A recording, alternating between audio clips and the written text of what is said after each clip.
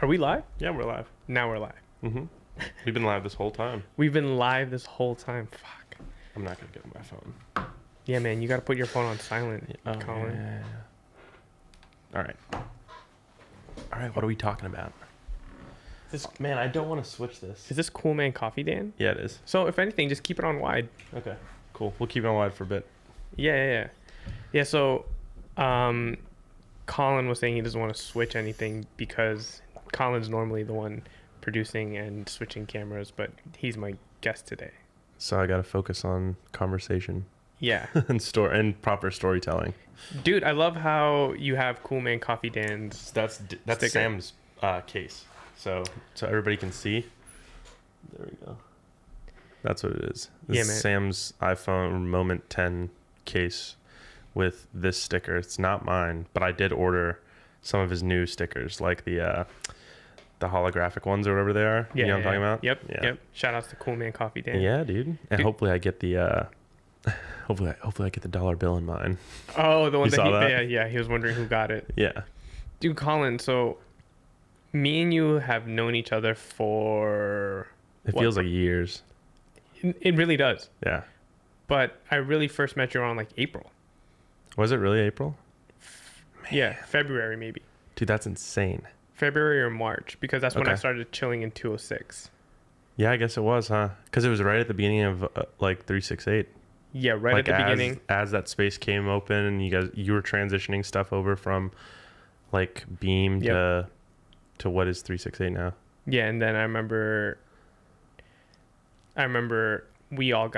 me and you kind of like got together because we wanted to do a podcast. Yeah. And I remember how that all started, how this podcast completely started was I was out on a run and I just kept thinking about it. I just kept thinking about it. And I remember Patrick was telling me like, oh, you know, my roommate Collin, he's into sound and he has all the podcasting gear.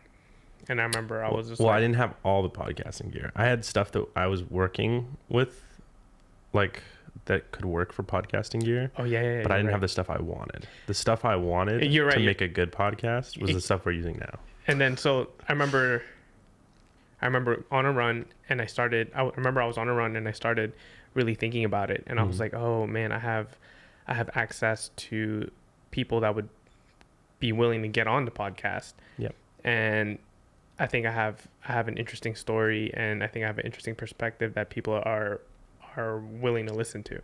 Yeah, and there's like the lag time between Beam and 368. It had like people that were in and around that space with like free time. Exactly. You know what I mean? It was perfect. And then when I was running, I remember I think I hit you up the next day, and I was like, "Yo, Colin, we should go do a podcast." And you were like, "Oh, that's crazy," because I actually just bought more podcasting gear. Yep. And you were thinking the same thing. The morning, I think Patrick texted me and he's like, you should come in today.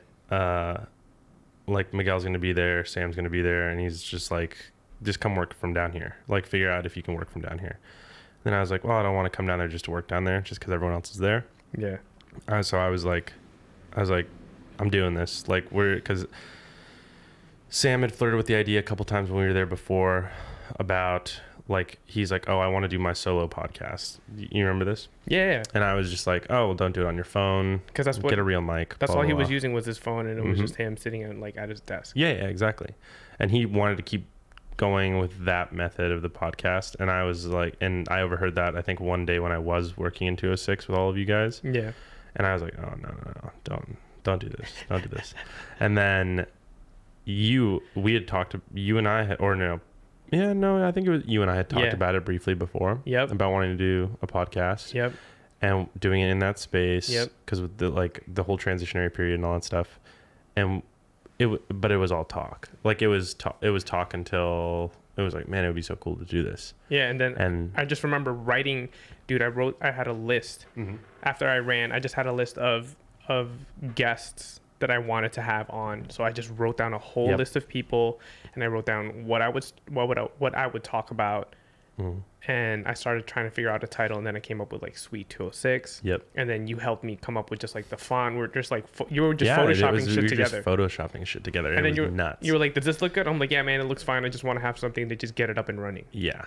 And Yeah, it was. I mean, it was all placeholder stuff until we came up with connections to get someone to do stuff professionally. And I just think it's amazing that I paid like $20 for something from my brother's girlfriend, and I think we used it like for a couple times, and then we just haven't used it ever since. There's so many assets that are on that, like my laptop for the podcast, that I haven't looked at in a long time. I just thought it was so cool that I had this idea and we talked about it, and I called you and you were like, "Oh, I'm actually buying this stuff. Yeah, let's do this." And I was like, "Yes." Because Patrick was like, "Oh, come down to the studio today," and because he's like, "I don't think I'm gonna be there, but you guys can work in the space or something like that."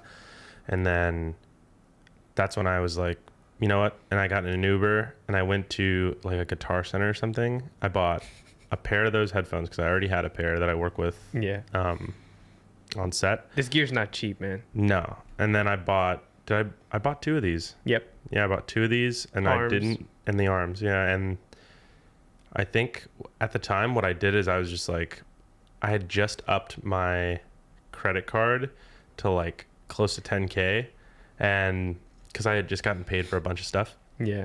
And I was like, all right, like this is kind of risky. And I was like, maybe I'll return it. Like if we don't actually follow through with any of this, I'll just return this worst gear. Case. Yeah, worst case. And I was looking at it like, oh, if they see me make an investment, everyone else will make an investment. Like that's kind of how it works. And I feel like it works like that with time too. Where dude, fast forward a few months now, we have the studio space. We have the studio space. We have the entire studio. we have this awesome desk setup. Dude. And now you're working on Sam's podcast. You're working on a video game. Yeah, so much has changed in literally the span of like, what is it, 4 or 5 months? Exactly. Yeah. Things completely changed. Yeah. And working, all of us smashed into 206. Me like working up in the loft. Oh, yeah. In 206. Yeah, dude. And then it went from being like, it was like a small incubator where we're all working on different things in 206 because we were like, we don't have anywhere to work out of yet because they were still like remodeling 368. Yep. We didn't have this space yet. Nope. And the whole thing was just so funny because we're all in there working, and then four dudes. Yeah, 4 dudes. And then the occasional like Casey like rolls in there on a one wheel. Oh. And it's weird because like Casey didn't know I was doing a podcast out of there, and then like he comes in, and I remember Destiny was on there, Destiny's podcast, and he was like, "Am I interrupting something?" Yeah. And then just leaves. It was great. So like to backtrack though, how did you even? This is my first time like really asking you about like how did you even get started in New York in the whole audio field, and like what's your story on? I'll do the TLDR here? Of this. The quick and easy is like the first year and a half when I got here. Where are you originally from? I was born in Tucson, Arizona, but I've moved everywhere. I've lived in North Carolina a couple times, England for a bit, Alaska a couple times, New Mexico, California, Arizona, Missouri. Okay. And Boston for a little bit. So wait, for like 6 months. How did you end up in New York? So going to college, I went to college with Patrick in North Carolina, and my girlfriend at the time and I had no clue what I wanted to do. She wanted to be an actress, and I was like, oh, and she was like, oh, I'll stay at home with my parents for a couple of years and save up money, and like all this weird like not giving it your all type of attitude. And I had just saved up money because I had been investing in college for fun, and I wasn't spending any money in college because nobody spends money in college. And so I had all this money saved up, and I was like, where do you want to go? Let's go somewhere. And I had no clue what I wanted to do, and I was like, I'll figure out what I want to do when we get there. And then she's like, well, I don't know, maybe like LA or New York or something like that. But it was like she was joking with the idea. And like realistically, I think she thought we were going to stay in like her parents' basement after college and get jobs in DC. And I was like, nah. Like, I was like, I'll give us a month. I'll get us a place for a month, like an Airbnb for a month, fly us out there. And if we have jobs at the end of the month, we'll stay. If not, we'll like call it quits or whatever. You know, clearly we're not meant to be here. And audio was not like... Audio had not ever crossed my mind at this point. I was doing research psychology in college. So it was all like academic statistics and all like stupid, boring stuff. And I was just doing it because those are the classes that I had some sort of interest in. Okay. And they made me pick a major after 2 years of being undeclared. So I was like, oh, I got the most credits towards this and I want to graduate on time. So I'll just do this. So then you go to DC? I was visiting DC, like DC, North Carolina for school. And then I'd go fly back to Alaska and visit my parents. So I was between those 3 areas multiple times a year, for extended periods of time. And then I flew us out. We stayed in a horrible place in Alphabet City. Literally, so you flew you guys out in New York City? Yeah. Okay, so I flew us from decided, DC to New York City. So you guys decided Yeah. that you're going to go and do something in New York. Yeah. Do you have family out here?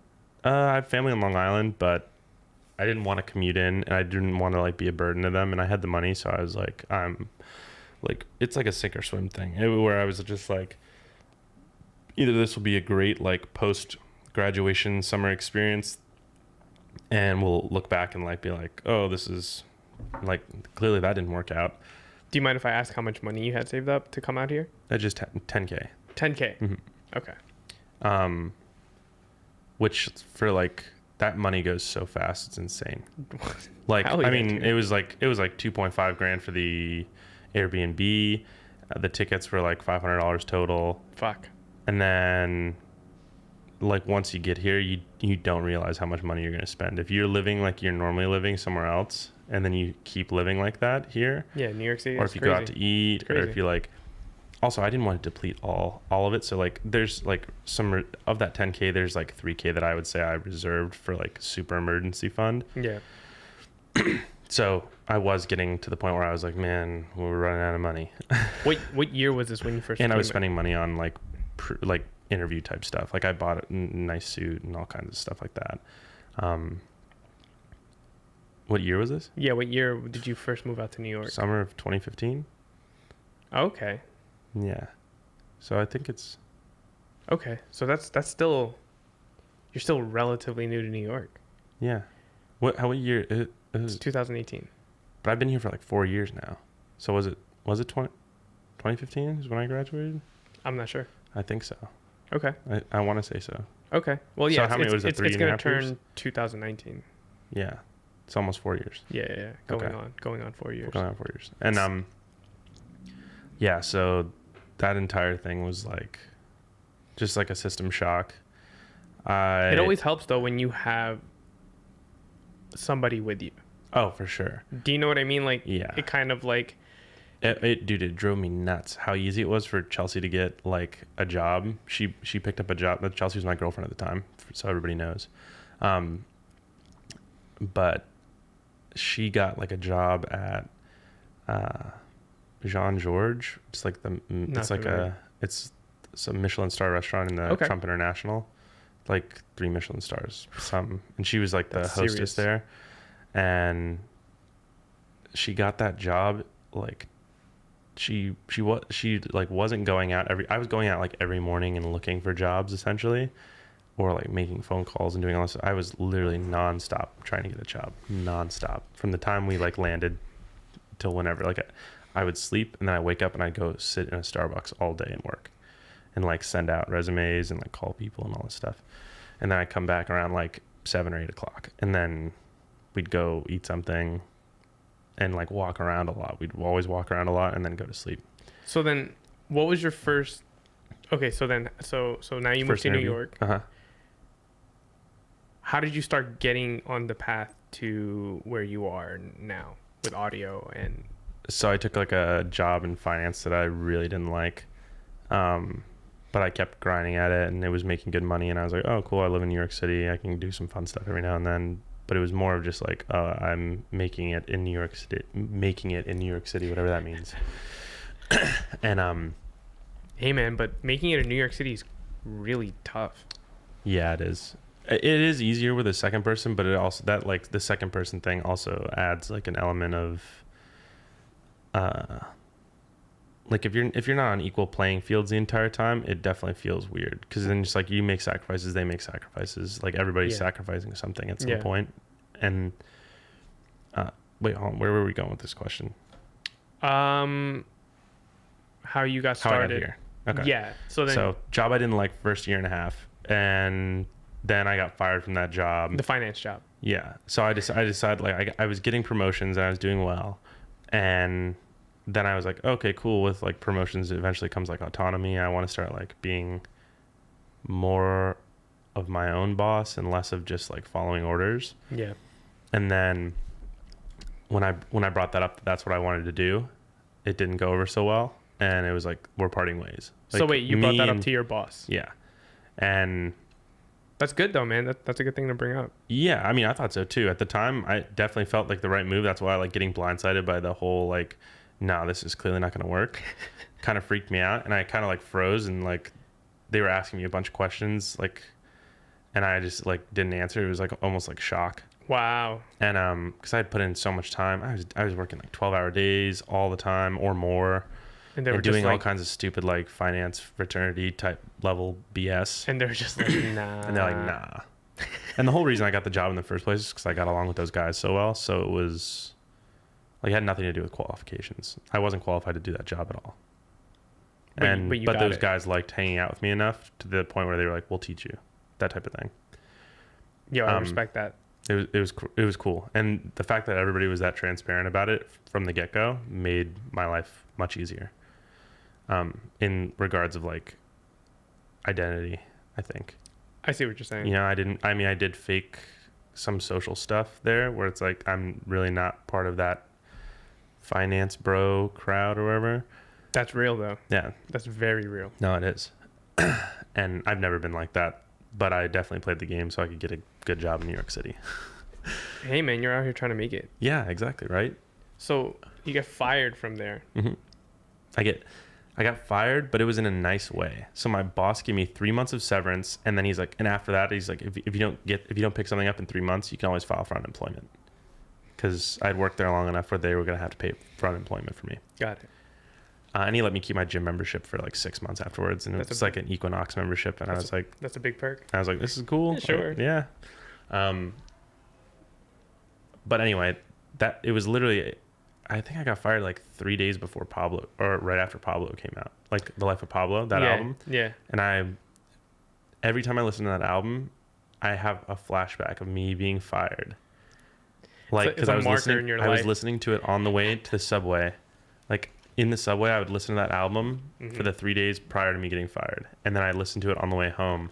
Gotcha. Right after I walked out of it, like it was escorted out of the building by security, because they don't so everybody knows they don't let you go back to your desk or grab anything. No. Because there's like, you have like contacts and information that's worth like to potentially millions of dollars to. Yeah, because you're working in finance. Yeah. Yeah. So they don't want you to like steal clients. They don't want, like, you sign 9 non-competes for like, my non-compete was 6 months, and then, or it was a year, and then they dropped it down to 6 months. What's a non-compete? So it means after you leave, you get fired, whatever, you can't work in that industry, like broadly that industry, for that much time. So you have to sit out. Usually people sit out non-competes. Okay. So that essentially your knowledge and information becomes irrelevant. Got it. And it's like a safekeeping for those businesses. So then what do you do from there? So I didn't know, I had no clue what I wanted to do, but I knew I didn't ever want to work in finance again. And I was like, cool, I have 3 months of my paycheck coming in, but I don't have to spend 12 hours a day at work. So I can actually get some sleep. So first thing I was like, my mom was like, yo, just sleep. We'll think about this tomorrow. We'll talk about like next steps, but you're fine. And I didn't think of it like that. Like financially, the worry wasn't there. It was more about like, I got fired. So it was like a social thing. Like, how do I tell everybody I got fired? I think that's a big thing though. Like that people have to deal with is like your image or. Yeah. But at that time, I didn't have a social life. So what was I worried about? Who was I? Like, I was literally telling my parents I got fired, and that was it. And my girlfriend. And everybody, of Yeah. course, like. And my girlfriend was happy. My girlfriend was like, thank goodness, like, you're done with this job. So. Oh, I just wanted to address the people on the chat that nobody's there to really monitor it. So, Yeah. yeah. Sorry. Sorry, guys. Yeah, sorry. So then you get fired. Now you have 3 months of severance, and Yep. and potentially unemployment if you don't find anything Yep. in 3 months. Mm-hmm. So now you're getting sleep, as suggested by your mom. Yep. And I built out. I spent at least a month and a half's worth of severance on building like my ultimate like gaming station at my apartment, stuff that I like neglected that I liked before Because you didn't have time. because I didn't have time. And I started streaming on Twitch, and then I was like, well, this isn't really bringing me as much like happiness as I thought it would, because I was like, oh, playing video games for a living would be amazing. Everybody thinks that. Yeah, everybody thinks that until you start doing it. Yep. And it's much harder when you're trying, like at that time I was looking at it like, oh, I can make money off of this. That. Which is the wrong way to look at it. Yeah, man, that's the wrong attitude. It's the wrong attitude to have for anything. Anything. For this, for like the best stuff that we're doing as a collective, like this in this environment, like from our studio to 206 to 368, all the motivation that comes from like the best ideas that we follow through with has never been finance related at all. No, man. And that was one of the biggest lessons I learned from Casey, because a lot of people assume that his early videos, like the Make It Count, and like his German water park videos which went viral, his iPod like videos all over the world, bike lanes, all those videos that went viral, he made no money off those videos. Yeah. Zero. He didn't make any money off of his, like, prior to the vlog, he wasn't making money on those videos at all. He didn't monetize them. And I remember thinking about, like, why'd he do that?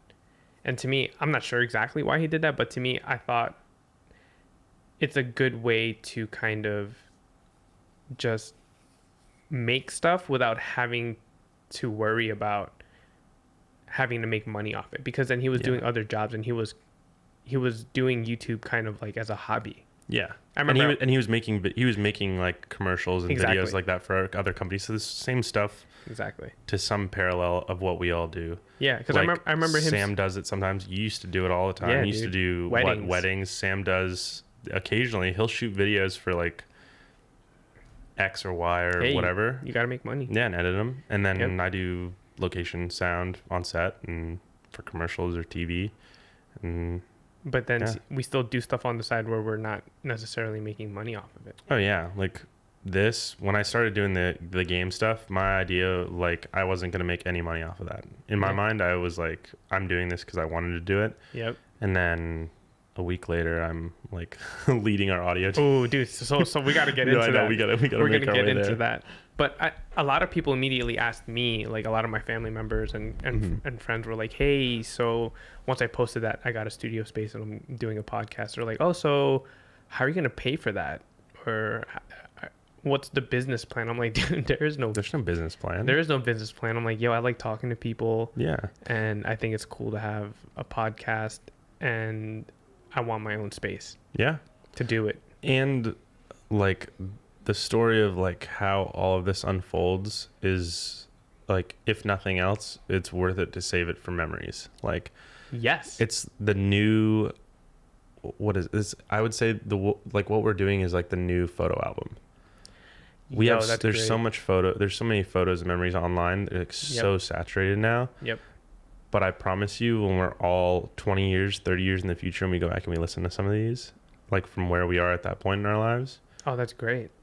We would have wished we did more of these.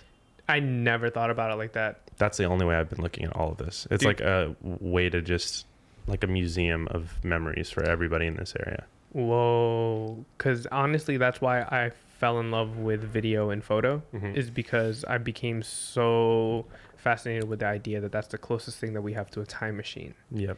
And I remember that's why that's one of the reasons why I was so attracted to Casey's whole way of shooting, where he has a crazy archive of his life. Even before vlogging and YouTube, he's been doing this. Yeah. been doing this. But anyway, just for the memory's sake. just for the memory's sake, exactly. Same thing with the wall with the Polaroids. Same with everything. It's literally like the motivation behind it comes from like something like very primal. Yeah.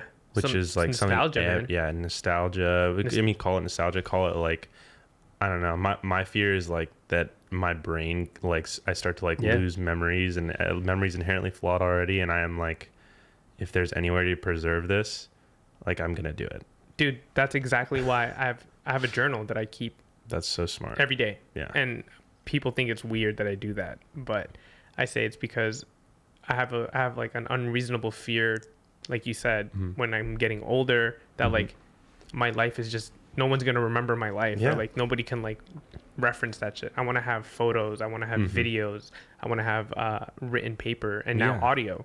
So when we're sitting on a beach somewhere and somebody goes, what was it like in this, like when you were my age or whatever? In Tribeca, New York City. 2018. Yeah. Whoa. Man, I'm getting chills thinking about it. I never thought of audio being like that. That's very interesting. It'll be great. Sorry. No, it's good. Back to your story. So now you built out your PC. Yeah. And I'm going through and I start walking dogs to keep sanity, because at this point I was locked inside all the time. I heard that from Deshaun. Sorry to interrupt you. Yeah. Shout outs to Deshaun. Yeah. I met him at this Beam party recently. Mm-hmm. And he was like, yeah, did you know Collin was a dog walker? I was like, what? Yeah, dude. I still am a dog walker on WAG. So that's why you were. Yeah. That's why you got in. I got in as soon as they started getting big in New York City. Who was that? What was that? Sorry. It was like somebody donated something. Thank you for donating. Or followed or something. Thank you for following, donating, whoever that was. We can't monitor. So. Yeah, sorry. Yeah. Anyway, so they had just brought WAG from San Francisco to here, and WAG is like a dog walking service, but it's like Uber for dog walking. That's why you were in Uptown that one time, and you're like, "Oh, I'm walking dogs." Yeah. Yo, now it makes sense. I was like, wait, why is Collin walking dogs? And it's great because I'd start with WAG, and then once you walk someone's dog a couple times, they're like, "Yo, let's just not do it through the app," and I'll just give you cash or like PayPal you or whatever. Okay. And so I was making cool, very valuable connections that way, and one of them was an audio engineer that used to work for. Man, I don't want to get it wrong. Not a master disc. So master disc is like a mastering, it's like a vinyl mastering company. They're still huge. They still are like the go-to company to master vinyl, but it can be done by only a couple people now. Okay. And they're in upstate New York. And so when they got rid of their space in New York City, which most music related businesses moving out of New York City because the space costs too much money to upkeep. And there's just not as many people, like bedroom producers are taking over, and people don't want to master for vinyl anymore, really, or you outsource it, stuff like that. So he got a job at a church on Lexington Avenue called St. Peter's, and this and eventually became my mentor. His name's Brian. But I was walking his dogs, and I was like, how did you get into like mastering? How did you start working in audio, blah, blah, blah. And he was like, oh, I went to this like program at a school called SAE, and it's like what's the best way to describe it? It's a for-profit school for audio engineering, and it definitely comes off like that when you're there. So I went to this for 6 months. I did this program for 6 months while I was walking dogs and setting out my non-compete for Carrington Fox is the company. And while I'm walking dogs and setting out the non-compete and doing this like intro to the audio engineering stuff, I start reading up on what I really wanted to do, which is like the location sound stuff. And I start buying myself gear slowly and start doing like really cheap jobs, like $100 days, like full days for $100. Yep. You start doing that and you're like, wow, okay, these are like really not professional people I'm working with. But then the opportunity comes where somebody goes, the guy that I usually use can't make it. Do you want a shot at the title type of thing? And then you go and you don't let anything bad happen. You're super professional. And then it just snowballs from there.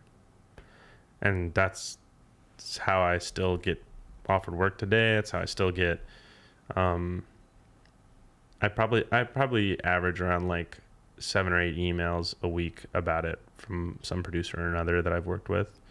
Like, can you come do this or come do that? And unfortunately now it's mostly me turning them down or sending them to other people. Yo. Because you're out here bossing. Yeah. Being a boss. Maybe you can look at it that way. Okay. It's just like a priority shift. So the priority shift is like now towards doing these podcasts with you guys and the video game. And thanks for taking the time out, Collin. of course, dude. Thank you. Of course. Thank you. No, this is for me too. It's not just for you. I promise you that. For the memories. No, man. Because I got to remember these before I just shove all kinds of more knowledge into my brain, and it overwrites everything. You can only hold so much, dude. So now now you're just in the audio world. Yeah. From walking somebody's dog that was involved, he tells you to. He just tells me to check out this school that he used to go to, and then he has just always been like my mentor. He's given me like live sound work at the church so I fill in for him whenever he can't do like a Sunday or whatever it is, and kind of showed me the ropes in terms of like mixing and like audio routing, like the real life versus like the school level of everything. And like I still credit him for like the only reason I'm here today is because of that man. Just like incredibly generous with his time, incredibly generous with his knowledge, and yeah. It's important to like acknowledge those people, because there's people that just take the time out of their busy ass day. Or, like, he didn't have to do that. No, he's got a wife and a kid, like a wife and a kid, and juggling a job, and like, yeah. No, he definitely didn't have to do it at all. But and I was a dog walker for him. Like, he was hiring me to walk his dogs. But then now you've been able to create a whole career, and like you're making a living off of this. Oh yeah. And it started out as like, man, what kind of job am I going to get after this? How am I going to make any money? What did you go to? I was making money. What did you go to school for originally? Psychology? Yeah. Psychology. Research like psychology. Academic psychology. Yeah. Okay. And then you're in the audio field now. Now you're and that producing. transition happened in like all of 6 months while I'm sitting at that non-compete. Okay. So then now you're booking jobs for like, is this where you start booking jobs for Dream Machine? Yeah. So somewhere around about a year and a half ago, I started booking jobs with Dream Machine across the street. So they're in 368, the actual 368, like the building. Yeah, the building, 368 Broadway. Yeah, 368 Broadway. Suite 210. Yep, correct. Yeah. And the connection there is somewhere in this transitionary period, I keep telling Patrick to come to New York because all this magical stuff's happening for me, where I'm like moving into a completely different career, and somehow I'm supporting myself off of freelance work. And it went from just supporting myself to like, I'm actually making money. Like I'm able to save up money. I'm able to invest in myself versus just like meeting the bare minimum to live here. Yeah. In New York City. In New York City. And I was like, this is insane. This doesn't happen anywhere else. I was telling Patrick that, and he was at a place where he wasn't very happy at the time. And I was like, come here. And then he's like, oh, I've got family up there. Like I have no reason not to come there. We'd Skype all the time and talk about this stuff. And so it turns out his sister is dating Anthony, who's a producer at Dream Machine. Mm-hmm. And those guys are awesome, by the way. Dream Machine they're great. Fucking awesome. They're great. Dylan Steinberg, all those homies.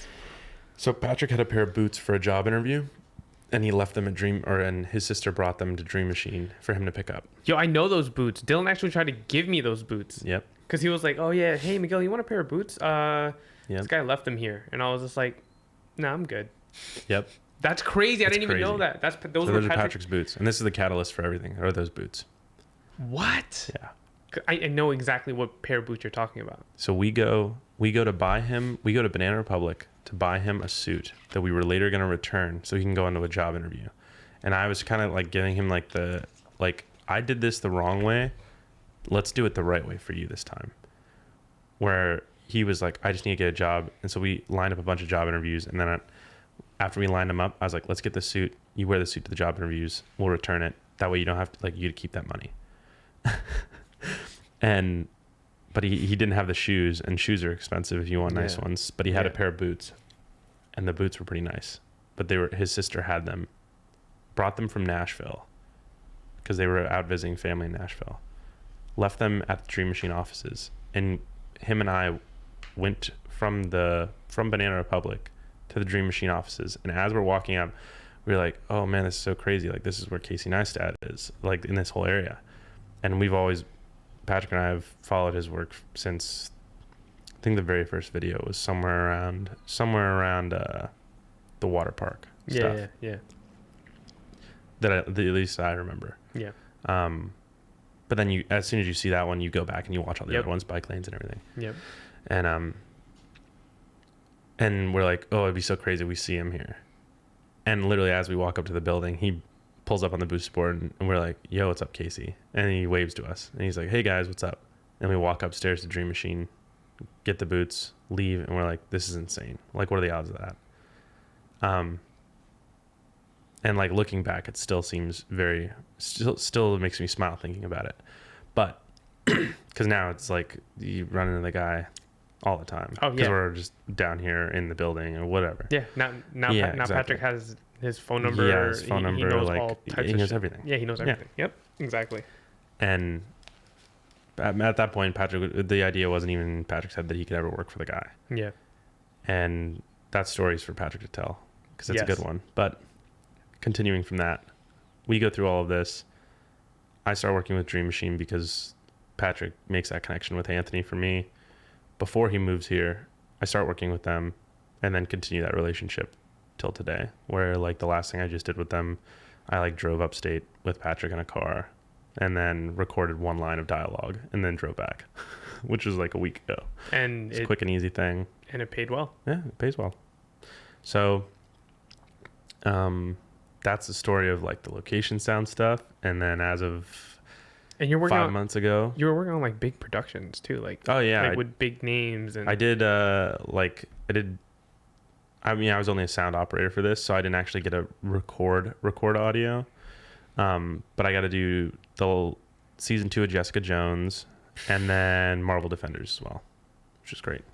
Which is like, those are the biggest productions that I've been on. The rest is all commercial work, because commercial work quick and easy and pays well. So everybody, just if you guys know and you're in the freelance world, that's where the money's at. Yeah, man. I mean, dude, those are huge names. Like even for commercial work, you were doing like big brand names too. And you know what's crazy? The only reason I got those jobs is because I'd wake up at 6 o'clock in the morning every morning, and I'd go onto all of these forums on Facebook where people would ask for last minute help on set, and I would go and get jobs from there. And the way that works is like, it's last minute because somebody called out or couldn't make it to set that day. Yep. And you go and you just say, yeah, I'll do whatever you want. And when you're the first one to respond, they go, okay, cool, meet here at X time, which is usually like 30 minutes from the time you respond at 6 in the morning. So I'm already ready to go. I run out the door with a bunch of gear and show up on set, and I go, man, there's all these trucks everywhere. What is this? And then I talk to like the key PA and Forrest Whitaker, if that matters. Or I think Whitaker's not his last name. Okay. But he goes by Forrest. And that guy's given me a good amount of work. But that's how I got onto those bigger sets, is because I just answered stuff. You're out there hustling and putting into effort. Yeah. And then you show up and you don't know what you're going to do. And then you meet like sound department guys, because like that's where my interest was at the time. And I went from doing like normal PA stuff on that set to doing sound op stuff with the sound department.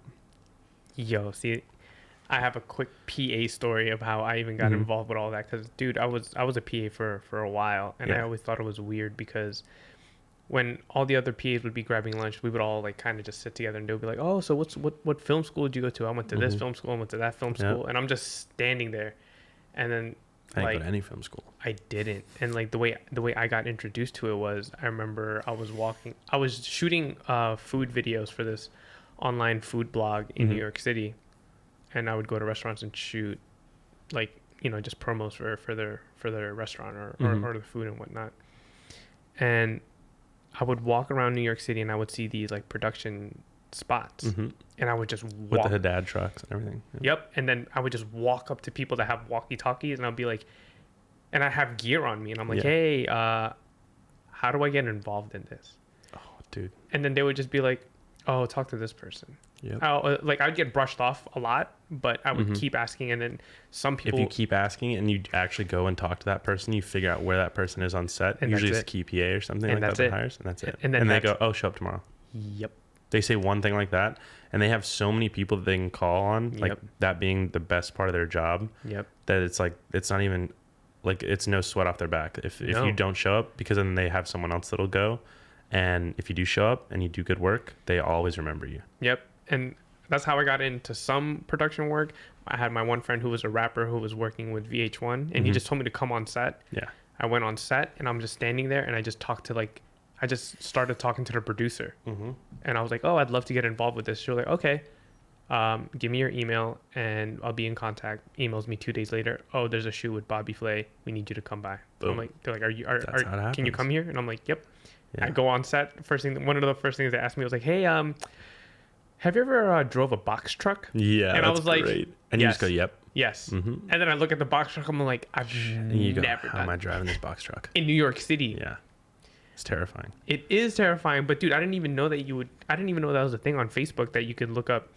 Oh, there's tons of ways to find it. Most of it's through Facebook. See, and people just aren't, and you could do that. You could do that from your phone. Oh, you do it from your phone. I do it while I was in bed in the morning. I do it like, you check it all the time. If you need work, there's work out there. Yes. You have to find it. That's the hardest part. And- Ask everybody you know. and- Somebody will know where the work is. That's amazing that But you can't be afraid to ask. That's the No, hardest yes, you part. have to That's the talk, hardest dude. part. It's so scary because is. I'm not like I'm not a crazy forward person, or I never used to be. me neither. And push yourself. Like, don't be comfortable. Yes. Everyone knows that that's like one of Casey's mantras, like, don't get comfortable.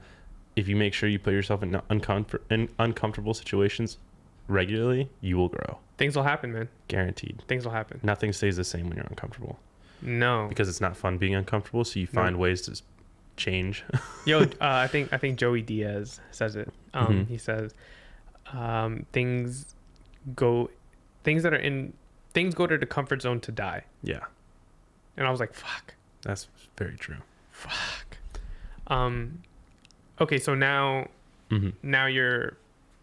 you got your strides going in the freelance world. Mm-hmm. You've got your feet wet. You buying gear. You're making connections. Mm-hmm. How do you land this gig where now you're working on a video game? Now you have the shirt on. Yeah. Everland. Yeah. You're working on a video game as the lead audio So after remotely. yeah, while I was doing all this freelance work, I was also like, I should get some like studio time work. Like, I should go work in a professional studio. And I was like, I'll do post-production. I want to be able to work from my computer all the time whenever I can't work on set. Because working on set's super long days. It is. The crazy long hours. And sometimes you just don't want to do that. So I'm like, I want the best of both worlds. And I'm going to get it. So I was like, I'm going to find a post-production house that'll take me as an intern or whatever. And I worked at Plush for 9 months. Shout outs to Plush. Something like that. No, it was over 9 months, I think, because I ended up staying longer than the internship or whatever it was supposed to be. This is a post-production house, like a boutique post-production house on 21st and 5th. Mm-hmm. And everyone there is super nice and taught me so much about doing post-production audio. And by no means am I like an expert. And I was working with people that get paid to be experts. And by no means does anyone have it figured out completely. Like, there's No. they have the way of, like, people have ways of working that they're comfortable with and they go back to regularly, but there's no one way to do anything in this world. No. Like, especially not post-production. Like, there are like standards to be met, but there's multiple ways to get to those standards, and it's all about finding like how you work well. And learning that was like the hardest part when I was there, because I always just try to copy everybody else. Yeah. And those methods only work for those people because of, like, there's so many variables involved, it doesn't matter. And everybody's different. Yeah, dude. everybody's different. Everybody's fucking different. So I was doing commercials for post-production, and I was doing a lot of like sound design, a lot of editing, more editing than sound design, I would say. but you learn like organizational techniques and management techniques and how to deal with clients and all this stuff. And I was getting freelance work outside of Plush, to do like post-production audio. So that's how I got, I would say that plus my freelance on set is how I got enough experience to feel comfortable with wanting to be like, oh, I'll do sound design for a video game. And one of the guys that I follow on Twitch, Recful, if you guys Google him, Recful is his like online handle, but his name's Byron Bernstein. How do you spell his online handle? Reckful. Okay. His real name's Byron Bernstein. And I used to play video games with him a long, long time ago. And we have like similar friends. I say a long, long time ago, like 2012. Okay. I think 2011, something like that. Okay. When I was really young. But he's always played video games for a long time. And we have similar like friends in circles, like they're like our friend circles kind of intersect a little bit. And I hung out with some of his closer friends before the audio stuff really got like going. Like they flew to New York City and we hung out and became closer friends, and I still keep in contact with them online. But so making friends through the internet's good. It is. And don't be afraid to go do cool stuff with everybody if they come to visit your city or whatever. Always reach out and put yourself out there. So he puts out a tweet that says like, oh, I have this idea to make a video game. And people have ideas all the time, but knowing like his personality from watching him online, talking to like friends, close friends about like with him. And then I want to say I only played video games with him for about 2 months. And it was all arena stuff. And it was mostly playing against him. What do you mean arena stuff? Like World of Warcraft. Because he plays competitive like World of Warcraft. And I used to a long time ago, like spend a ton of time on it. And I think it was 2012, 2013. But anyway, those online circles for like that level of play are pretty close knit. So you get to like know people or know people that know people. And that's how the whole thing happens. And so I start following him on Twitch as he goes, like I'm doing this like passively throughout the years as I'm moving into more career stuff. And then about 5 months ago, he puts out this tweet that says, I have this idea for a video game. I need some artists. If you're an artist, DM me. And I think he just wanted to work up concept art at the time. And I reached out on and DM'd him and I was like, have you thought about sound at all? Like, you need somebody to do sound. I'd love to do sound design for your game. Thinking like, I'm not going to get paid. I just want to do it. I'll work for free, whatever. See, that's the right attitude, man. Because I was like, this is cool. I want like creating something for a video game. I'd only done like little tiny test projects. I've done some iOS games for like, it's more iOS game slash app interaction, like interface stuff that I'd done sound design for. Yeah. But the clients that I worked with were like the Borgata Casino. Okay. And I was like, this is cool. I like doing this. I love how your mindset changed though from like when you first got fired. Mm-hmm.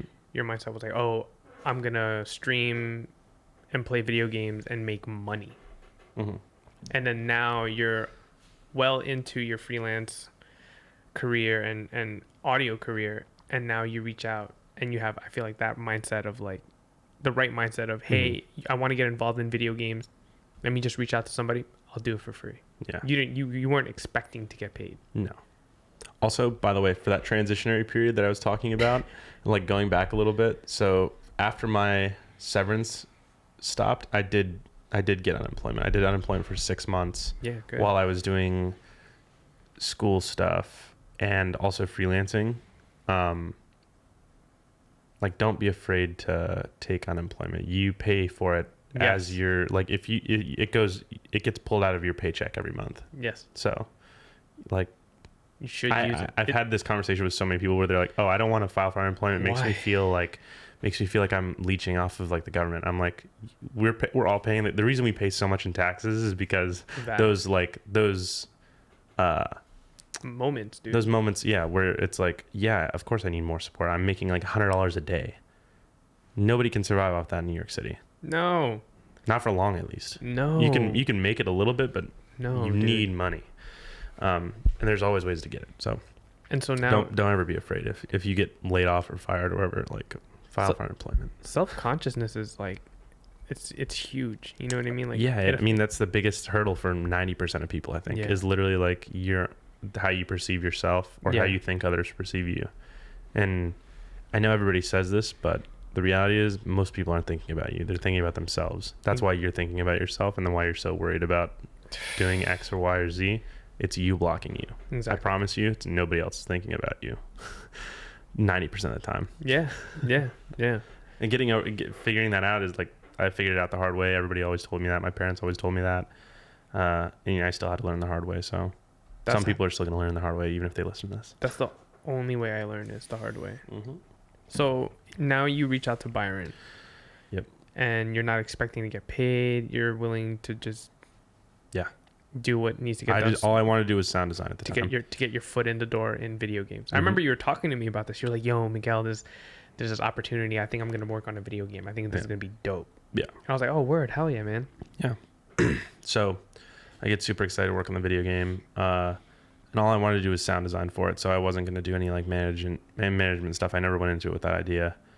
And I still wish I did more sound design than I actually do now. But like, there's only so much time in the day. And so what ends up happening is me and 5 other guys are on our like sound team. And as these like, wait, what did Byron tell you when you? Oh, he said he just was like, he's like, that sounds great. That sounds like a great idea. Talk to this guy, Zach. And Zach was the tech lead. He's worked on, he's essentially running the majority of our project right now, but he works at Offworld and he was like a shareholder. Offworld developed Squad. If anybody goes on Steam and looks up Squad. Okay. It's like a realistic combat shooter, simulator type thing. Got it.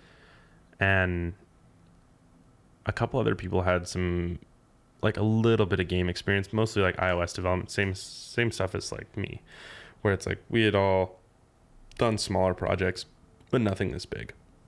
And so like scaling experience is always like part of the learning curve. And I mean, I learn every day. Like I'm taught stuff from our programming team every single day.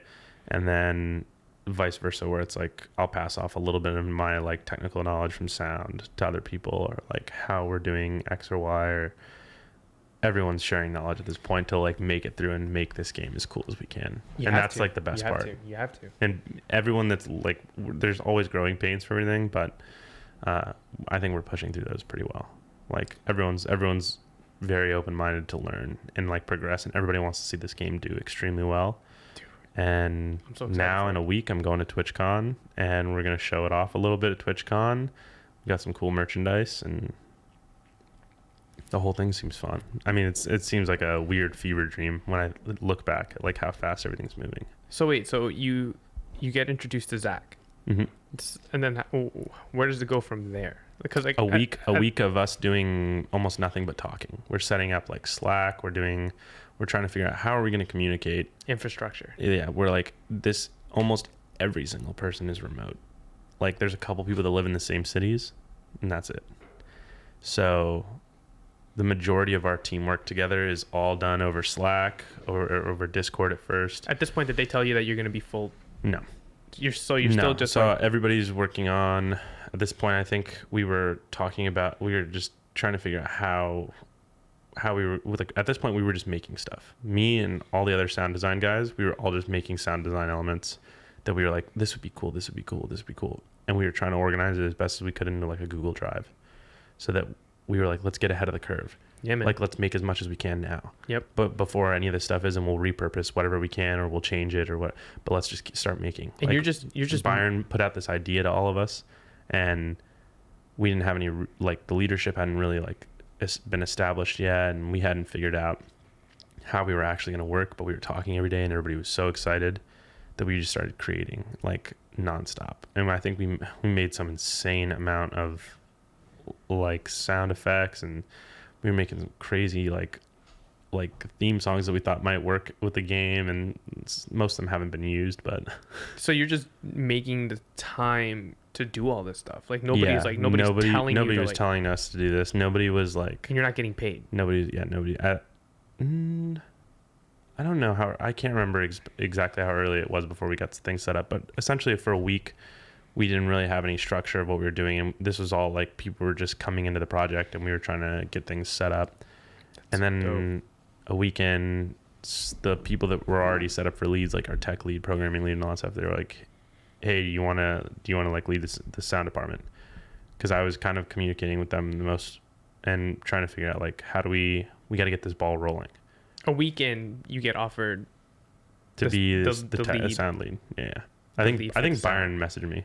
It was Zach and somebody else had taught, and Lurker, our programming lead, had talked to Byron, and they were like, can you make the time for this? Like Zach knew that I was doing the podcast stuff, and he was like, I think you'd be the perfect lead for the audio department. I just need to know if you can make the time to do this, because I was working on set all the time, and I was doing podcast stuff with you guys, and everything was developing, so it was busy constantly.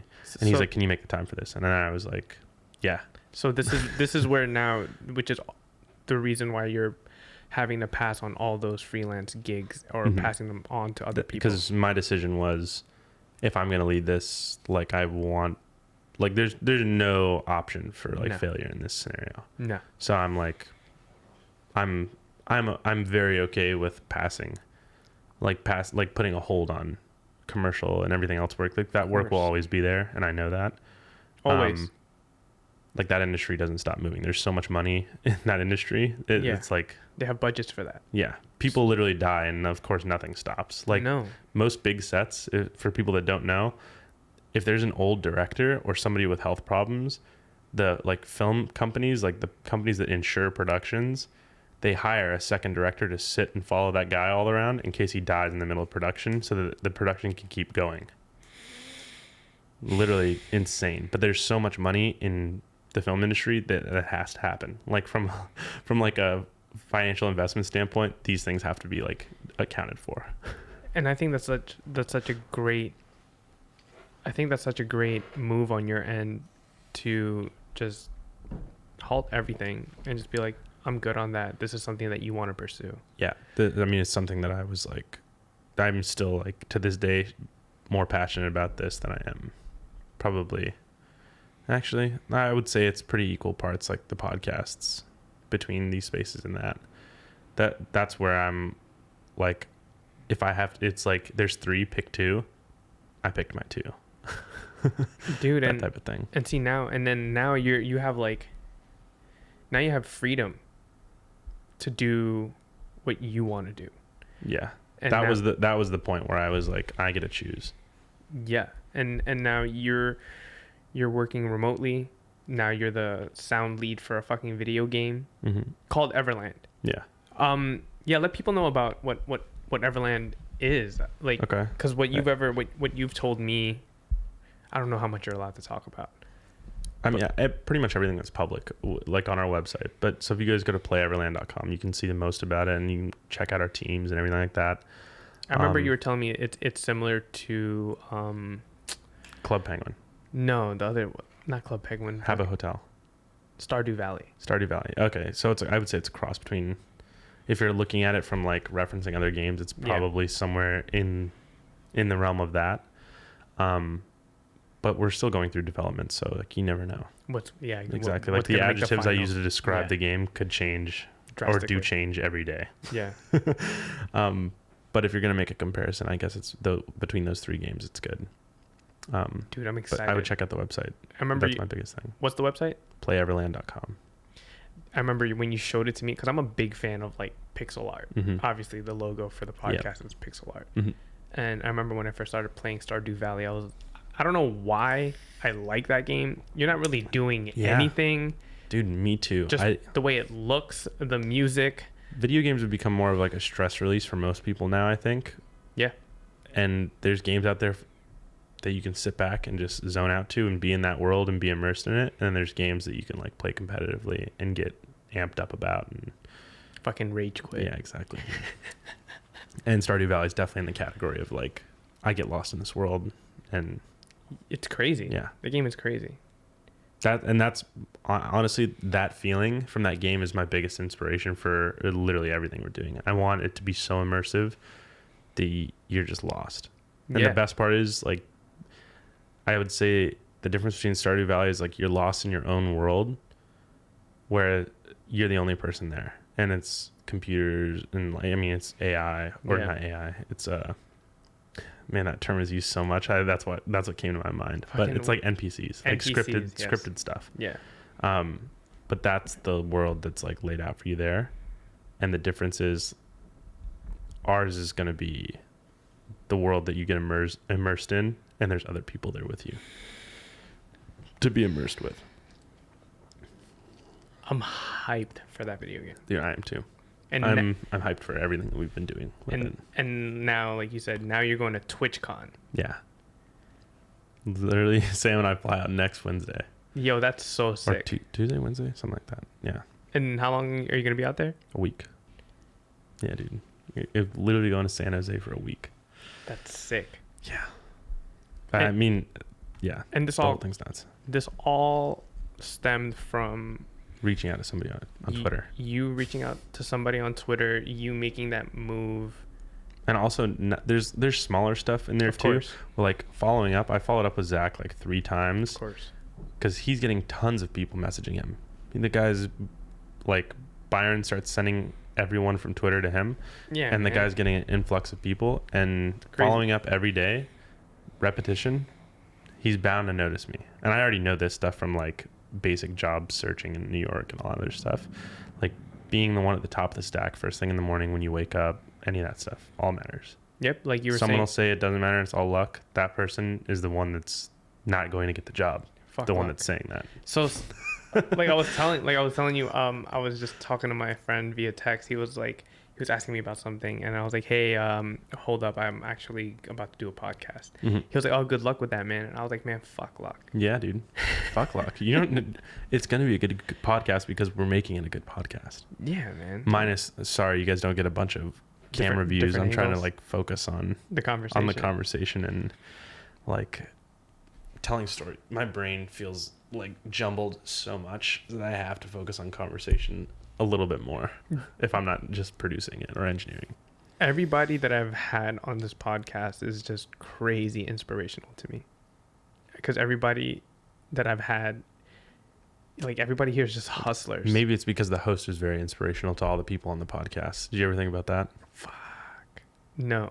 Well, you should, because there's a reason all of us check your Instagram, check everything like that. Like, you're a busy guy, and I'm telling you this because everybody in this entire area knows it. But when you post your make time running stuff at the end of the day, every single person sees it.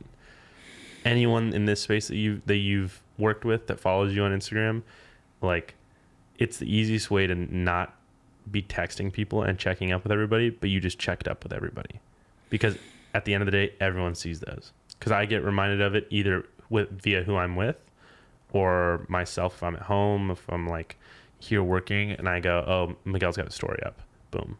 And I almost 90%, if it's past 9 o'clock at night, you're making time to run, dude. Yo, I'm out there putting in those miles. Yeah. Or I'm checking up on stories of you building out like the wood shop, dude, or like building sets over there. Like, that's inspirational. It's like, we're seeing your work through like a small lens, obviously, and that isn't by any means like a good representation of exactly what you do, but I promise you everyone takes notice. Dude, that means a lot hearing that. And I just think we're all hustlers, man. Like, everybody I've had on the podcast, everybody in this area, like, when I just talk to them and I'm just like, oh, so what are you doing today? It's just like nobody's telling anybody what to really do. Everybody's just kind of like operating. Just do it. You operate, yeah. Because they know what they want. They know it needs to get done. And everybody's just like self-sufficient around here. Also, there's never nothing to do. I don't think I've ever heard of anyone in our group when you say like, oh, what are you doing? And you just go, oh, like, if they say, oh, nothing, it just means that they can prioritize what you're about to ask them to do. Yeah. But if you really ask them, like, do you have anything to do today? Nobody will say no. Nothing's Nobody, going on. yeah, nothing is going on. Nobody will ever say that. No, man. In these, yeah. It's New York City, dude. There's something to it. Going on, dude. Collin, I know you have a hard out, and fuck, I think your hard out was 3:00. It's 3:24. That's okay. I got lost in this conversation. I could still go. No, man, I don't want to hold you up. I know you have other things to do. Yeah. How do we do this outro? I don't know. Or should we do the outro later? I think we have to. We'll have to do it later. Yeah, but yeah, I guess we'll end the live stream and the podcast now. Okay, I'm gonna give my plug to everybody. Yo, please. Here we go. Shoot the plug. Plug it in.